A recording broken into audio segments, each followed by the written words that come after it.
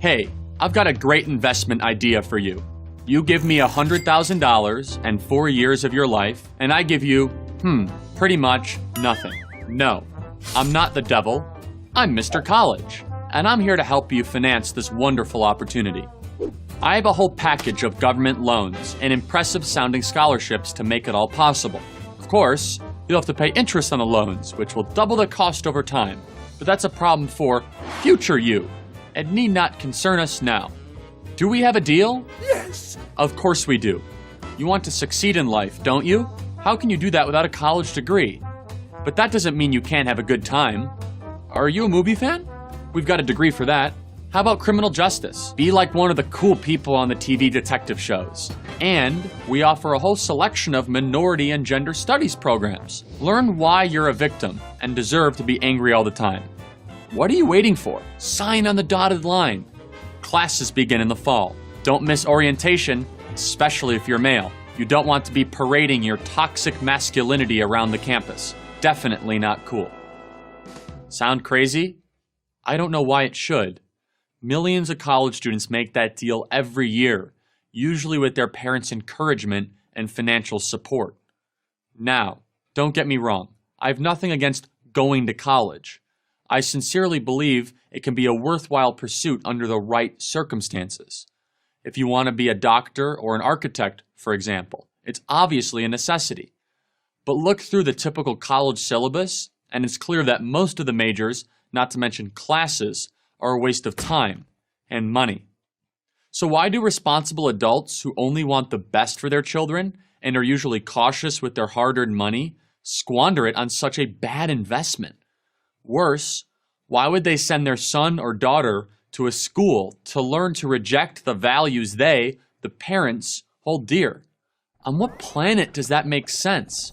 It doesn't. It's an old paradigm, and we need to break it before it breaks us. How do we do that? Here are 2 solutions that would go a long way to solving the problem. 1.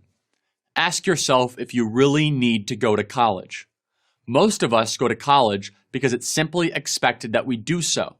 Our parents expect it. Our friends expect it. Plus, it sounds like fun, a rite of passage, an escape from mom and dad and all their rules. But none of that actually has anything to do with getting an education or earning a living after you leave college. Maybe you're not the academic type. What's wrong with that? Nothing. According to a Georgetown University study, there are 30 million jobs paying over $55,000 a year that don't require a college degree. Learn a skill like welding or plumbing or a dozen other trades, and you'll never be looking for a job. The jobs will be looking for you.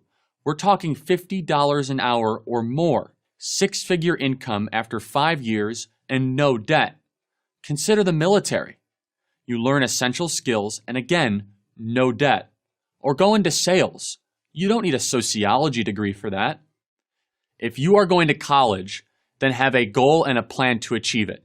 Your college journey will cost you and or your parents a boatload of money. What are you going to get in return? Choose your courses with a practical mindset. Stay away from the silly stuff. And if you really don't know why you're going to college, consider answer 2. Delay college for a year or longer. If more graduating high school seniors would do this, not jump into college immediately after high school, college curriculums would improve, and nonsense like safe spaces would disappear. Why? Because students who had spent a year or longer in the real world wouldn't put up with it. Get a job, any job, for a year before starting college. What's the big rush anyway? 1 year isn't going to make a difference as to whether or not you succeed in life, but waiting tables or stacking boxes or whatever you do for a year will almost certainly change your attitude about a lot of things, like how hard it is to earn $1 and how easy it is for the government to take that dollar away. You will also develop a new appreciation for the privilege of going to college, and you'll be much more likely to be immune to the BS. Don't be a passive investor as a student or a parent. Your education is too expensive and too important to be left to Mr. College. He might have your money. Don't give him your mind. I'm Charlie Kirk, founder and president of Turning Point USA for Prager University. Thank you for watching this video. To help keep PragerU videos free, please consider making a tax-deductible donation.